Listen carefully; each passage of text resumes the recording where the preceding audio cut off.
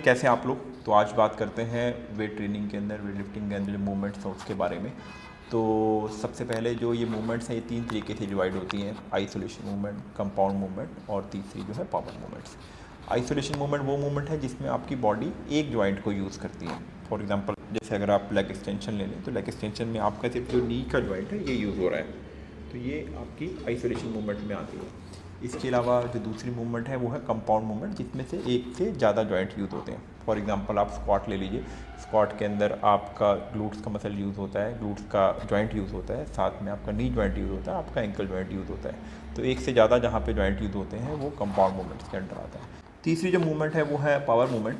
Power movement में जो speed का भी रोल रहता है, जैसे आपने देखा होगा जो ओलंपिक में लिफ्ट करते हैं, क्लीन हो गया, जर्क हो गया, स्नैचेस हो गए। और दूसरी जो है लिफ्ट हैं, जैसे डेड लिफ्ट हो गया, स्क्वाट हो गया, बेंच प्रेस हो गया, जो कि पावर लिफ्टिंग के अंदर आती हैं।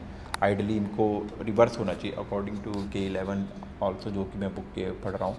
बट फिर भी जो K11 ने जो डिवाइड किया है स्ट्रक्चरल मूवमेंट के अंदर इनको डिवाइड किया है, और उसके अंदर उनका मानना ये है कि जो इस मूवमेंट के अंदर बॉडी का पूरा स्ट्रक्चर यूज़ होता है, और मेन आपकी जो है कोर को और आपकी स्पाइन को मद्देनज़र रखते हुए यूज़ करते हुए। जैसे कि अगर आप जो है स्क्वाट्स करते हैं, चाहे फ्रंट हो या फिर जो बैक स्क्वाट नॉर्मल रहते हैं बैक में बारबल रख के।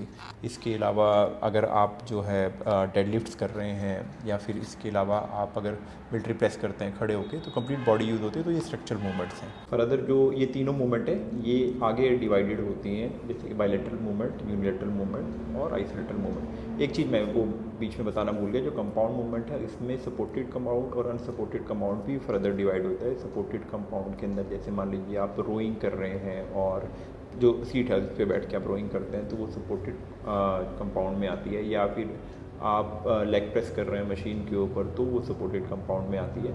और अनसपोर्टेड कंपाउंड में अंदर आती है, जैसे कि आप बेंट ओवर में आपको कोई सपोर्ट नहीं होता, तो कंपाउंड मूवमेंट भी होती है। अब फर्दर इस बात पे हम बात कर रहे थे, तो जो फर्दर डिवाइडेड होते हैं तीनों मूवमेंट। सबसे पहले बायलैटरल के अंदर बॉडी के जो दोनों पार्ट हैं, दो हिस्से हैं, ये दोनों एक साथ काम करते हैं और एक दूसरे डिपेंड भी रहते हैं। जैसे अगर आप बारबल के साथ बेंच प्रेस करते हैं, तो इसके अंदर दोनों हाथ एक दूसरे पर डिपेंड रहते हैं, और जो वीकर पार्ट है उसको स्ट्रॉन्ग पार्ट सपोर्ट कर देता है। इसीलिए थोड़ा सा सिमेट्री का इशू भी अगर आता है तो इसको रिस्पॉन्सिबल माना जा सकता है कुछ हद तक।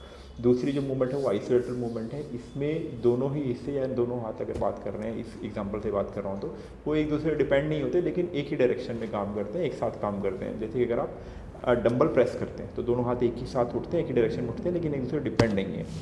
तीसरी जो मूवमेंट है वो है यूनिलैटरल मूवमेंट। इसके अंदर बॉडी के अलग अलग हिस्से ट्रेन करते हैं। जैसे कि मान लीजिए आप लेग प्रेस की मशीन पे सिंगल लेग जो है वो ट्रेन कर रहे हैं, तो या फिर आप रोइंग करते हैं सिंगल आर्म्स के साथ, तो इसमें बॉडी का एक हिस्सा पहले ट्रेन करते हैं पूरी तरह, फिर दूसरे हिस्से पे आते हैं। अब इसके अंदर एक डिसएडवांटेज है कि आपकी जो हो सकता है, जैसे आपने हिस्से को पहले को ट्रेन किया है तो उसमें आपकी परफॉर्मेंस अच्छी है, दूसरे में थकान हो सकती है, तो ये थोड़ा कारण हो सकता है। इसलिए थोड़ा आइसोलेटरल मूवमेंट जो है वो ज़्यादा चूज़ करते हैं अगर सिमेट्री आपका मेन गोल है।